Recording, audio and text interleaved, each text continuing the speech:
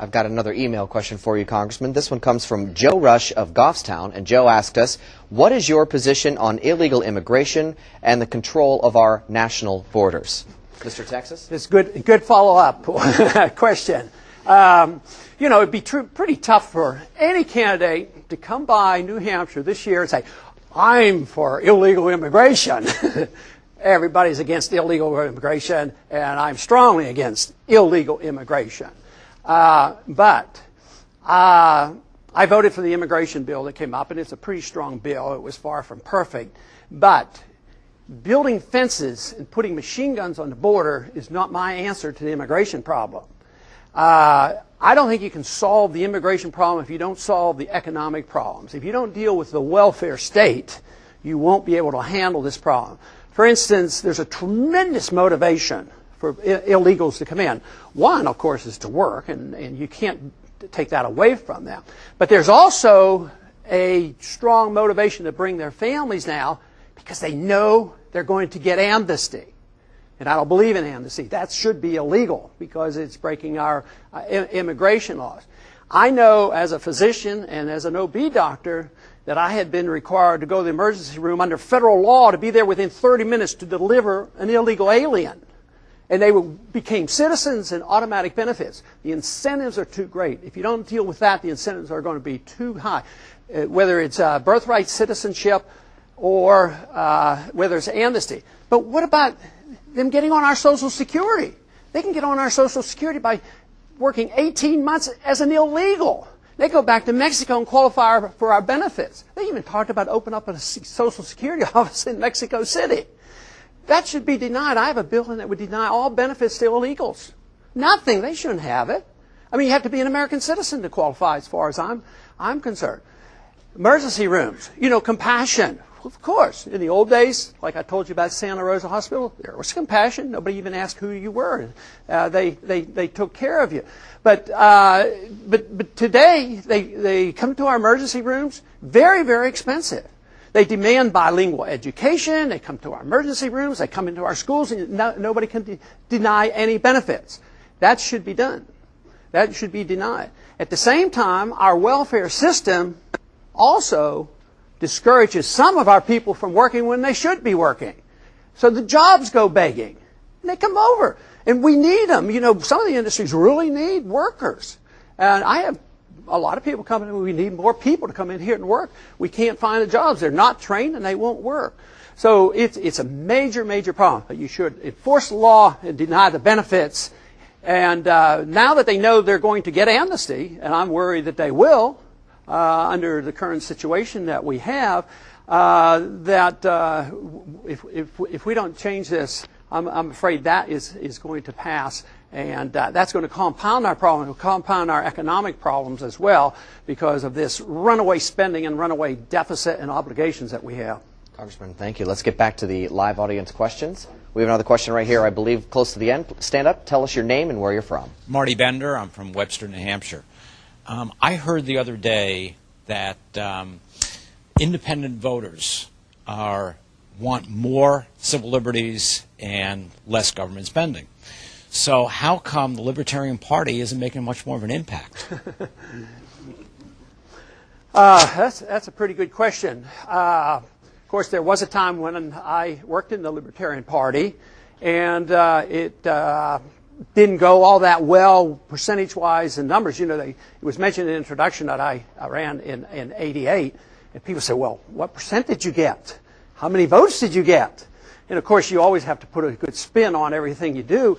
And I said, well, I can't quite remember exactly the number, but I came in third. The laws are doing this. You know, there's a conspiracy out there. It's a conspiracy of the establishment and the elitists and the corporations and all these things, and they control both parties. And so, therefore, the laws say that if you're a third party, another option, whether it's the Constitutional Party, the Taxpayers Party, the Green Party, the Libertarian Party, the laws are so biased against you that you spend all your time and energy and money on trying to get on the ballot. Unless you happen to be a Ross Perot. I mean, he did better, but he still had a tough time. But he had, hundreds of millions of dollars to spend to hire people and lawyers to get them on the ballot. So it's designed to make sure that the control of your lives and our policies. The two major parties don't have a lot of difference in their foreign policy. You might say, well, that's not true.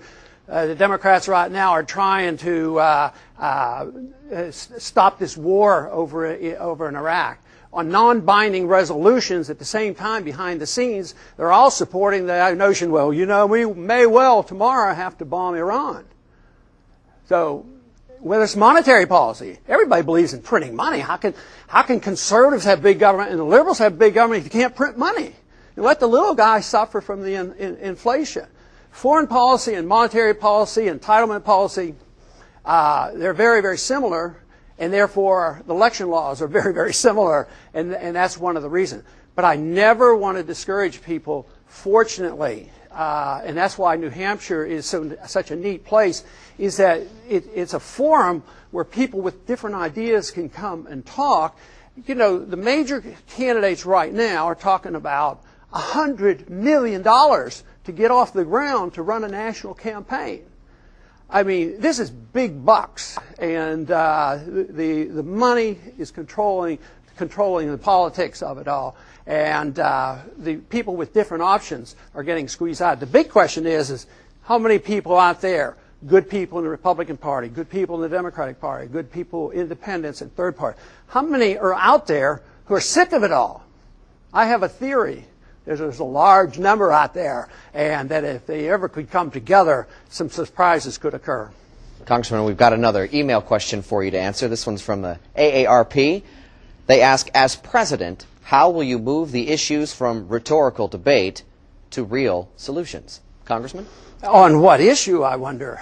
Everything? AARP? I'm assuming it could be anything Social retired. Security, you bet. and Health care coverage, prescription drug benefits, whatever you like. Well, I guess you have to be careful about how broad a term you have for rhetorical, because, as a believer in debate, everything, I guess, could be construed, if you don't like it, as being rhetorical. But I'm a strong believer that politicians aren't worth all that much, and that people get the government they deserve and they want. A lot of people have wanted big government, for various reasons. Some like to go marching off to the world, and others like everybody to be taken care of. So there is a consensus. So you need a lot of debate, and the people's minds have to be changed. Eventually, the people in the Soviet system found out that it was not viable. It was economically done with. And the people, there was a consensus, and there was no violence. It just disappeared.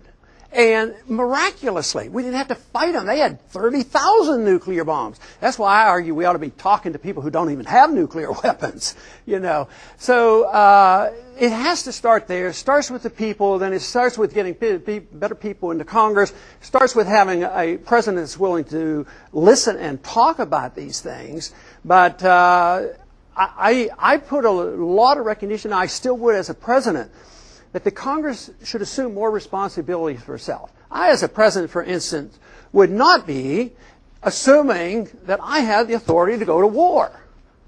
So you have to put this burden back on the Congress. The Congress should be like the board of directors, and they should represent the people. And you should do your best to influence them in a certain way. If they do things you don't like, you have the right to veto.